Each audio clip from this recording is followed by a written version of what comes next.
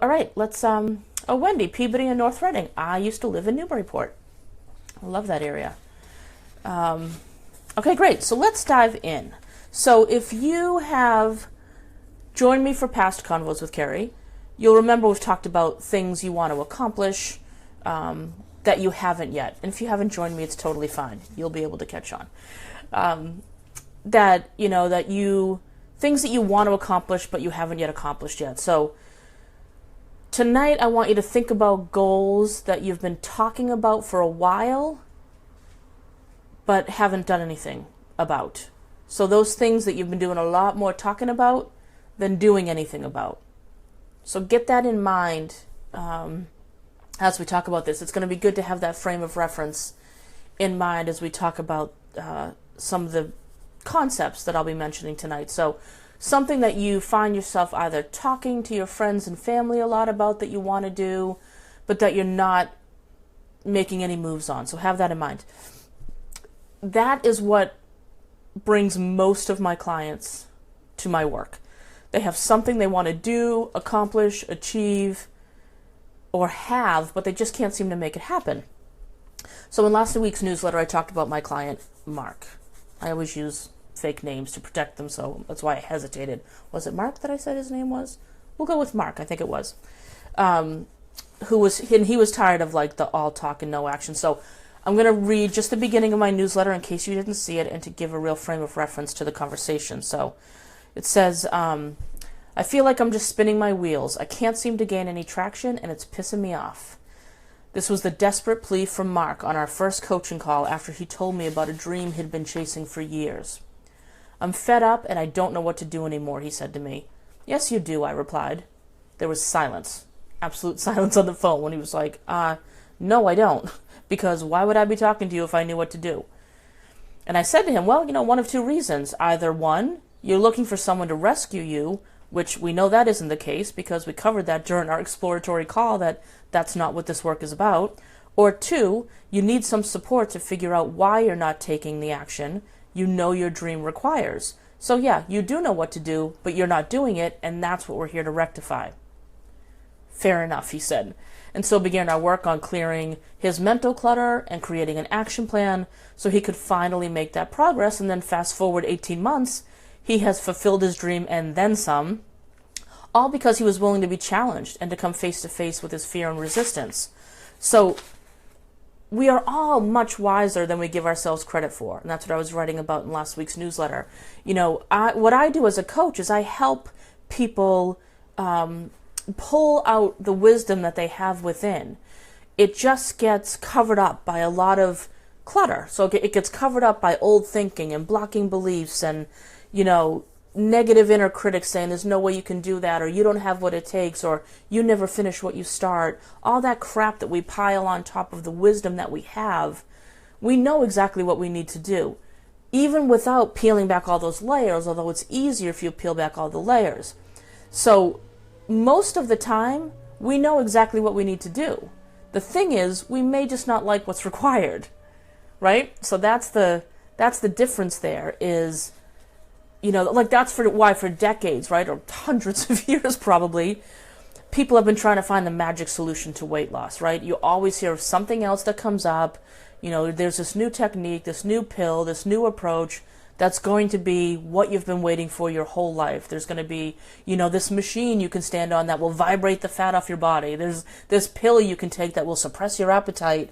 All these shortcuts that we're looking for. We know the real answer is to eat less or more healthily and exercise more. But that's no fun. There's got to be another way, right? A quicker way, a less uncomfortable way. Or, the secret to getting out of debt. Well, it's either make more money or spend less or both. Oh, but I bet this video or this book or this program has a better, easier way. Nope, it sure doesn't. Those are the steps. That is what you need to do to get these things done. We just don't like that. We don't like that it actually takes commitment, dedication, and work.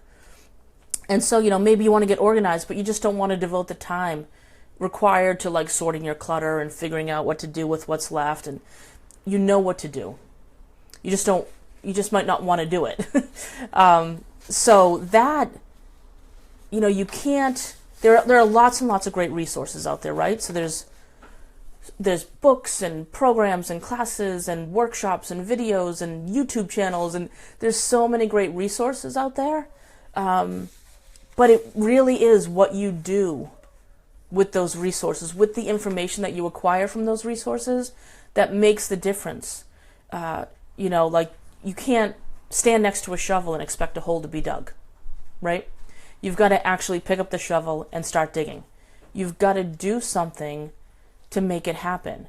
So you can read all the books in the world. You can take all the courses you want. You can, whatever it is, but you've got to do something with the information. It's like, I just wrapped up, hey, Annie, I just wrapped up a round of my Clutterbuster course. Amazing group of people, some of whom are here with us tonight. Really great group of people. And, I watched a lot of them just take the bull by the horns, dive in, and get shit done. They listened and paid attention to the lessons every week. They did the exercises that I created to accompany the lessons. They listened, they got quiet enough to listen to what they were thinking, feeling, what the chatter was about, and they addressed that resistance and that chatter. They did the work, they did the heavy lifting.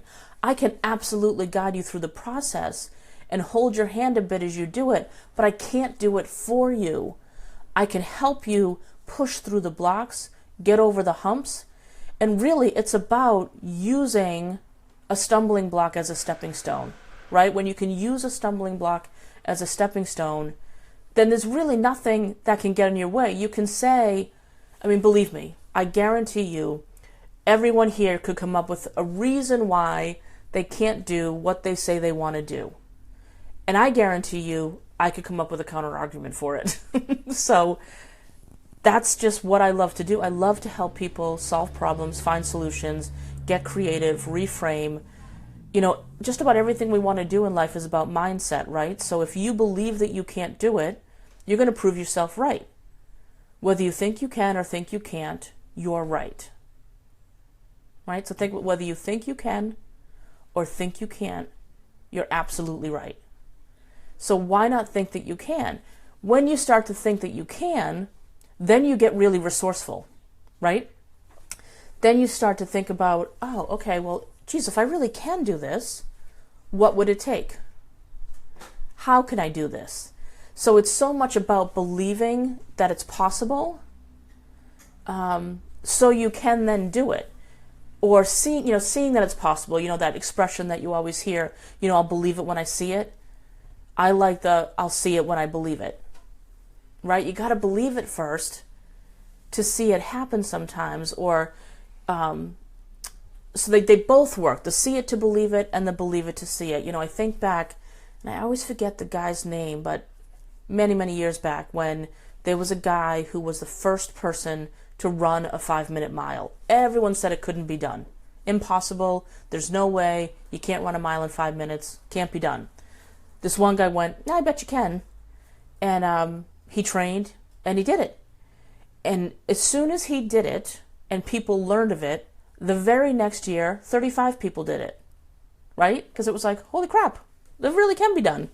The year after that, it was like hundreds of people did it, and so on. So it's like we just need some sort of frame of reference to believe that something can be done.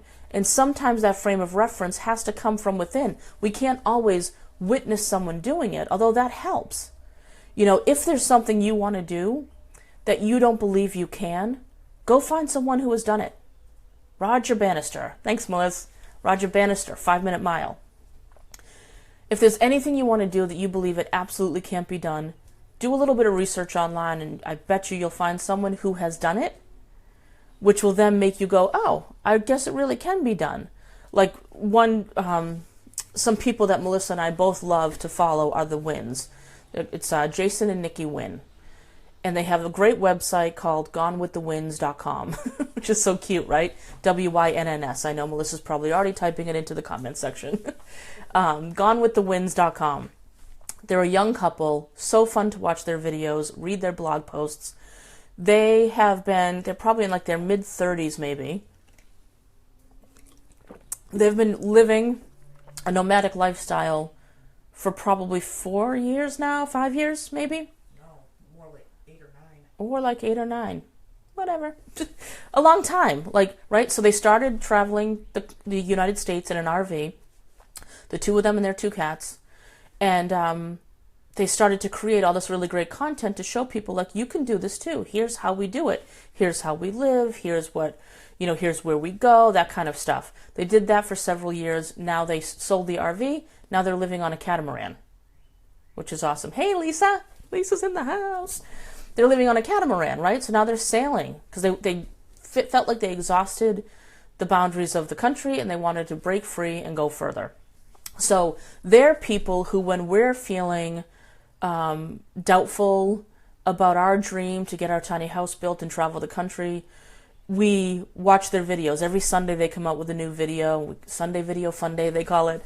And so we look to them and go, no, it is possible. We're reminded that it is possible.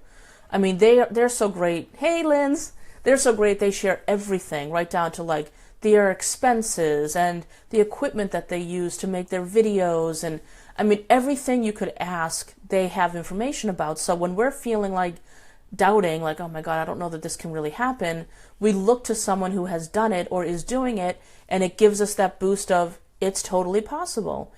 So whatever your goal dream is, like, it doesn't have to be, to build a tiny house and travel the country, but think about whatever your goal or dream is that you might think is not possible. Know that it is possible, and if you need proof or evidence of that, find someone who has done it or is doing it, and then think about what is it that I need to do to move toward making this happen, because I guarantee you know what you need to do. I know to feel better, I need to eat better. I know that's what I need to do. I just don't want to do it. I'm trying, but I just don't want to. So it's like, there's a difference between not knowing what to do and not wanting to do what you know needs to be done. That's the distinction I really want you to pay attention to tonight, is like, what is it that I know I need to do, but I just don't want to do? So now once you've identified that, once you're like, okay, I know I need to spend less and make more or something. Or you know what you need to do. It's looking at if the steps I want to take are not ones that I want to do or feel like I can do or feel too hard or whatever. Y'all know what I'm going to say. Break it down. Make the steps smaller. Set yourself up for success. So instead of, if you're trying to improve your financial health, but you're someone who likes to dine out a lot, maybe you don't say, okay, starting today, no more eating out, period, zero, end. Maybe that's too extreme. Maybe you're someone that extreme works for. But if you're not, then it's like, okay, I'm going to shoot for 4 dinners at home this week, let's just say. Or I'm going to bring my lunch to work 3 days this week. Like, bring the steps down to something more manageable so you can create a track record of success that you can then build off of. Some people need to do things in extremes. I was just talking to a friend of mine today, and we were talking about different goals and stuff, and she's an extreme type person. It's like, if she wants to do something, she needs to do it full on. She's not a baby stepper, because for her, she leaves herself too many escape hatches. So it's like she's an all or nothing type person. That's not me. In some ways it can be, but figure out what kind of person you are when it comes to going after your goals, and set yourself up for success. Like, don't assume, like, when you look for the person who's doing what you want to be doing, don't assume you have to do it like them, right? Like, let them be inspiration, but you don't have to do it exactly like them. You can look at them and go, it's possible. What did they do to get there? And if that's not going to be my exact journey, what will my journey be? So I'm just going to pause for 1 second. Check out. Yeah, Donna, believe it to see it. Got to believe it to see it sometimes. You really do. Because we're so conditioned. Like, we have such an automatic filter in our brain that we will look past things that are there all the time. If we don't believe that something is possible, we could literally look right past someone doing it. Because our brain is not tuned into that channel, right? So we're not even going to see that it's possible. It's like that same analogy I always use. When you learn a new word and then you suddenly see it everywhere, you know, you're flipping through a magazine, there it is, you see it on a billboard, maybe someone puts it on social media, whatever. You learn a new word and then it's suddenly everywhere. You didn't magically make that word appear. It was always going to be there. You just noticed it because you were tuned into the channel, because you had learned the word, and so now that word now exists in your world. So you're going to recognize it when you see it. It's the same thing with goals and with dreams. It's like sometimes you just need to see it. You need to believe it to see it. So yeah, I love that. I love that idea too, Donna. Mary Ellen. Hello, Mary Ellen. What if you don't know what your goal or dream is? That's a great question, Mary Ellen. So if you don't know what your goal or dream is, the great place I would want you to start is to think about where in your life do you feel unfulfilled? Do you just get this sense that there's got to be more? So you don't have to have this big vision or this big dream or this big goal. Your big dream or big goal could be, where do I want to feel more satisfied in life? Where do I want to feel more fulfilled? If my life is a 6 out of 10, what would make it a 10 out of 10? You know, and try to decide what would need to happen. So like for me, yes, I talk about my big goal of the tiny house and traveling the country. That's a big goal, sure. Smaller goals are more like, you know, I want to develop deeper friendships or be more connected to people, even while living where I'm living. And so it's like, okay, so what would I need to do to make that happen? Like, well, I could put forth more of an effort to go see the people who are already in my life and nurture those relationships. I could, you know, so you can think about, like, that's just an area of my life where I feel like the quality could be upped, right? Spend more time with the people I love, not just wait for like occasions to see them, but just like go, like, you know, head up and have dinner, you know, with a family member or friend instead of waiting for some like event. So like you can think about, when I talk about goals or dreams, it doesn't necessarily have to be these huge things, Mary Ellen. It can be, where in your life do you wish there was just more fulfillment, more joy, more happiness? And that's a place to start, because like anything else, if you just start some steps on the journey, you'll be amazed where the journey takes you. So if you looked at one aspect of your life that wasn't as fulfilling as you'd wish, and you took some steps toward improving that, who knows where the universe would take you from there, right? It might then open up this opportunity that you're like, holy crap, I think I want to do this. I think I want to do that. Like it opens up a whole world for you. So start small. Sarah, I'm doing more work toward my blog now. Awesome, Sarah. I decided to go with a paid address to get some guidance, especially in the beginning. I need to practice the smaller steps, though. Yes. I often have a hard time with small steps. Most of us do, Sarah, because we're impatient. We're impatient, and we're just in an immediate gratification world. It's like, I mean, especially with technology these days, right? It's like now, more. So it's hard. Like this, I talk with clients about this all the time, to get them to pump the brakes a little bit and go, wait a minute, and help them see the fastest way to accomplish your goal is by slowing down. It really is the whole tortoise and the hare analogy. Slow and steady wins the race. When we try to fast forward through crappy parts or uncomfortable parts, it works temporarily, sometimes not at all, but it can work temporarily. But it doesn't really have staying power. It's like you are building a foundation with a bunch of cracks. So the small steps allows you to really shore up that foundation. So you've got a solid platform from which to launch. But I know it's so tempting to just want to fast forward. But that's when we try to take big leaps, right? So what happens is, you know, for you, Sarah, you know, you want to be blogging. You want to have the blog up and running, and you want to know exactly how to work the technology, and you just want it to be like flowing, right? So your tendency is going to be to take big jumps or to tell yourself that you need to take big steps. Then what big steps do is they freeze us. and they make us feel stuck because it feels too big, right? It's like, oh my God, I can't possibly, be where I'm at now and tomorrow expect myself to write a blog post every week. You don't know the technology yet. You're learning the technology. That's a perfect analogy. Learning the technology for your blog is a perfect way of establishing a foundation. So then when you go to write that weekly post or daily post or whatever you plan on doing, you've got the baseline down. You've got the tech stuff handled. So we try to take these big leaps, which will give us a temporary buzz, right? It's like, oh my God, look what I just did. But is it really sustainable to take those big leaps? Most often not. But the small steps are much more sustainable because they start to create a habit. So yeah, small steps. You got it, Sarah. Okay, good. I was just checking the comments there. So, I got that.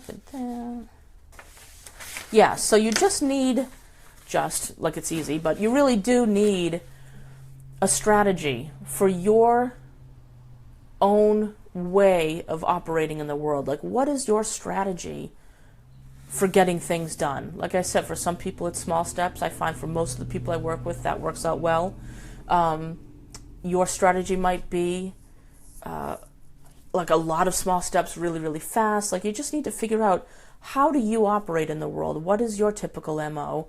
And how can you apply that strategy to this thing you've been talking a whole lot about doing, but not doing a whole lot about it? I know the main thing that can stop people is like having accomplished it just feels so far away, so kind of like, why bother? Or that's why it's so tempting to put it off till tomorrow, right? It's such a long way to get there, but I'm telling you, not only are small steps the most consistent and successful way to get somewhere, it's amazing how fast some of those small steps can go without you even trying. So usually the small steps at the beginning are the toughest because we are changing, we're making a change in our lives, whatever it is. So we're working towards some sort of goal or improvement. So the first few steps are challenging, going to be a little bit tough. But what's cool is, so you go from step A to step B, B to C, C to D, and then all of a sudden you're like D through H. That's, when you get into that place where you just feel like you're in the flow, that things are just kind of flying. It's like that beautiful universal force rallies behind you and is like, finally, you're not just talking about it, you're taking some action. Here, let me support you. That's when coincidences happen. That's when like, oh my God, I was just talking about that. I can't believe you brought that up. Like, those kinds of things happen where you're like, wow, I was just talking about wanting to do that, and this flyer showed up in my mailbox about that exact class that I need to take. Or it's kind of like, we've been, my whole tiny house story. So we've been working on that, and by we, mostly Melissa. She was there last week with our contractor for several days, making great progress on it. She and I went there, spent the day there on yesterday. God. On Sunday. It was awesome. It was so fun to be like just the two of us working on the tiny house, doing things. It was a beautiful day. It was hot, but it was beautiful, and it just felt really great, right? And so then today, so there we were, like we were both at the tiny house, making progress, hands on the build, like doing stuff, evaluating inventory, like sealing it up even more, like we were making great progress. So then I come home, and I don't know if it was, I think it was this morning, so I'm on Facebook, and I see this morning that there's some like random event in the town next to us that's like called Tiny Town or something, and they're going to be having like this little street festival that's going to be talking about intentional living, and they're going to have at least one tiny house there to talk about like sustainability and intentional living. Like, now you have to understand, the town next to us is like a city. It's not some place that you would ever expect an event like this, right? So I see that event online this morning, and I pause and I remember, okay, universe, thank you for that validation. that beautiful force that wants to support you, we were there working it yesterday, putting action behind our words, and then boom, here's this coincidence that happens that like in like a month and a half is going to be happening in the next town over.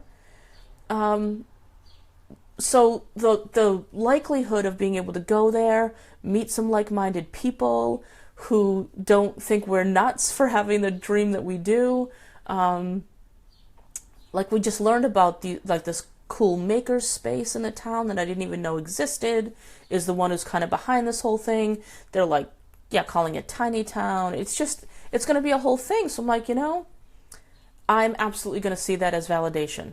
Validation that when we put action behind our words, and I'm telling you, we didn't do anything like extraordinary yesterday. I held the tape for Missy as she taped the seams of the house wrap.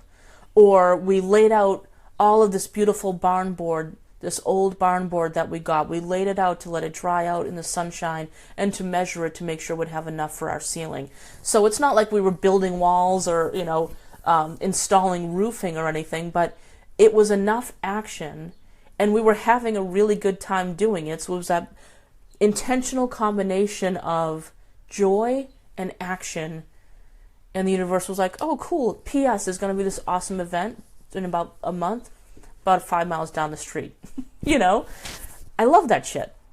So look for, when you take small steps or when you do any action that supports what it is you say you want to do, whether that's get organized or travel the world or anything in between, when you take some action toward it, pay attention to what happens from a coincidence standpoint around you and see it as validation that you're on the right track to keep going. I love when shit like that happens. Pardon my French. Yeah, Jessica, baby steps. You just reminded me of Flow Dreaming by Summer McStravick. Yep, Summer McStravick is her name, yeah. Yeah, Kathy, the more consistent steps we take, the more opportunities the universe has to support us. It's absolutely true. Because as soon as you stop taking action and you just keep talking about what it is you want to do, the universe calls bullshit and goes, nope, lip service time again. Saying it isn't enough. You've got to do something about it. I wish saying it was enough. It would be really great to be like, okay, I would like $1 million to drop in my lap and I would like to be a size 4. Thank you. Like, I wish saying it was enough, but it's just not. It's kind of like, this just came to my mind, but those stories that you hear, like you've seen them on the news a lot, where people win the lottery, and then they're broke like 2 years later, or like a year later, or like a month later, whatever. It's like, that's a fast track example, right? Like, those people likely were not really great with their finances prior to winning the lottery. They get a windfall money come at them, a big winning, and they blow through it because they didn't have the established foundation on how to manage their money, and maybe they didn't seek out the advice of an expert. So that's the idea of, like, if you try to fast forward your life, fast forward your goal, without learning how to live at that finish line, and you learn that through the small steps, that's when we find ourselves falling back. So that's the other reason why I think the small steps are so important, is not only are you more likely to take consistent action because the steps are reasonable, but you learn a whole lot along the way. So you learn a whole lot along the way, the steps are more reasonable, so you're more likely to do it. And sometimes you end up someplace far greater than you could have ever dreamed. The universe is always dreaming bigger for us than we ever could for ourselves. So that's the other, you've got to trust the process too. As you're taking those small steps and moving down the journey, be open to the random twists and turns and the left and right hand, the crossroads that come up, and like, yeah, for shits and giggles, I'm going to go left this time instead of straight.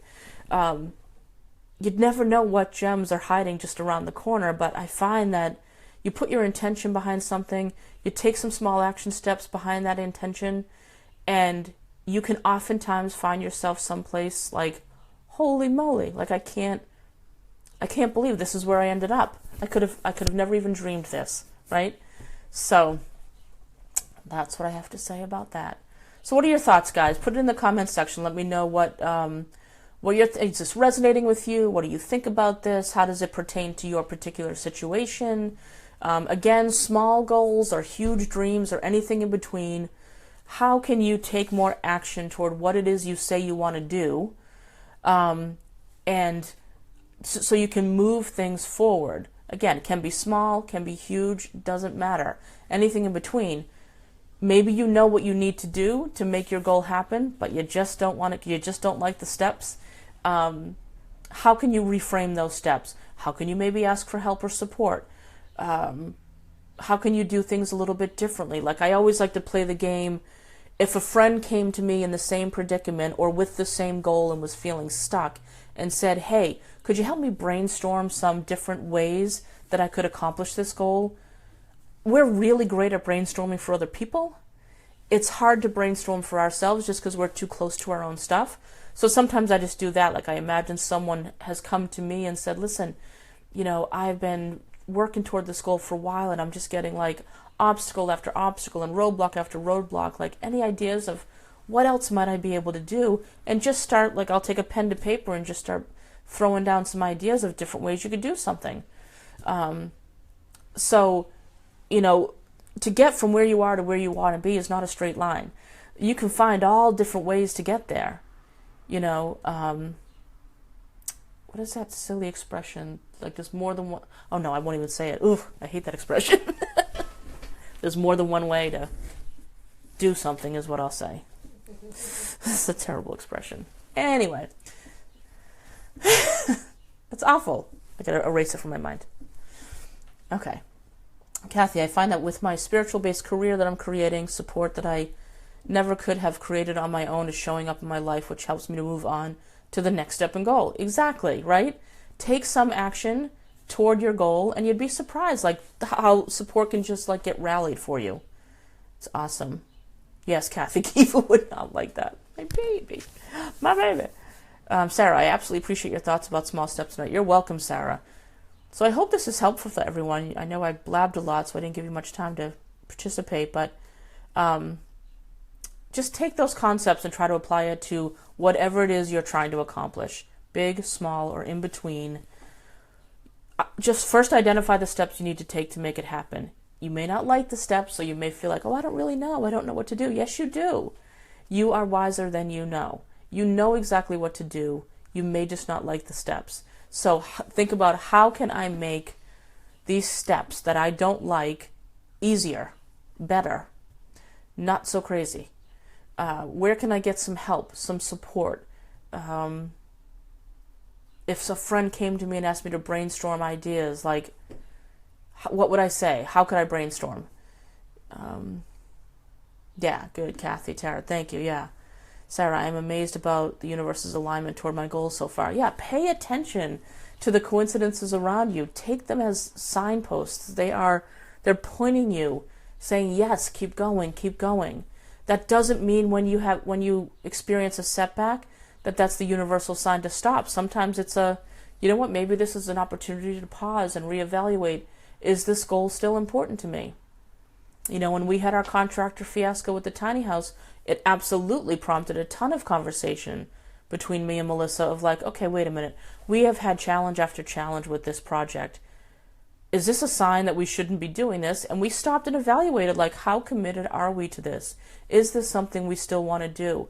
And we decided that it absolutely was. And now, like, as we're getting back to where we were before we had to dismantle the first round of building, I can now, like, I'm starting to picture us living in there, and I'm excited. I'm like, it's going to be so cute and so beautiful. And so, like, I'm fully back on board now. Like, so setbacks can sometimes just be an opportunity to pause and reevaluate. Yeah. Lindsay, this makes me want to actually get up the guts to go to makeup school a lot more now in September. I didn't even know you were thinking about that. Okay, I'm totally loving your comment. Okay, Lindsay, I love that idea because you're unbelievable with that kind of stuff. makeup, hair, all that kind of stuff, that you would be fantastic at it. So Lindsay, okay, so again, don't be scared. Like, think about, what is my very next step in considering going to school in September for cosmetology? Like, what's your very next step?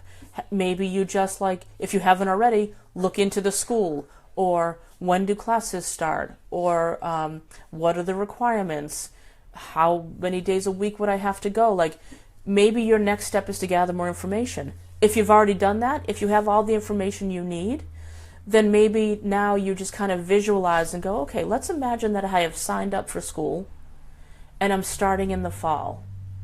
What does that feel like? Like, what would it feel like to be going to cosmetology school? Like really, sometimes things can happen when we can feel them to be true. So just like, picture yourself in class, or, you know, I don't know, in practicum, I don't know what they call it. But like, really visualize yourself there and imagine yourself doing makeup and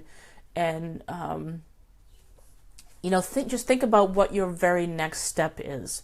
If you find yourself like not wanting to think about it or feeling too overwhelmed or scared, you're just thinking too big. Break it down. But I think that's a great idea. I support you. Awesome. Sweet, guys. All right. Well, here we are, 8:15. That was fast. Thank you so much. I know it was a lot of me rambling tonight, but I hope it was helpful. Please feel free to come back to the video, comment on what you did with the information that I talked about tonight. Like, how did you apply it to your life? It's always so helpful for me to hear, like, how this is applied. So go ahead and come back, comment on this one. You can send me an email, carrie@carrierichardson.com. Twitter, Facebook, you'll find me all over the place, Instagram.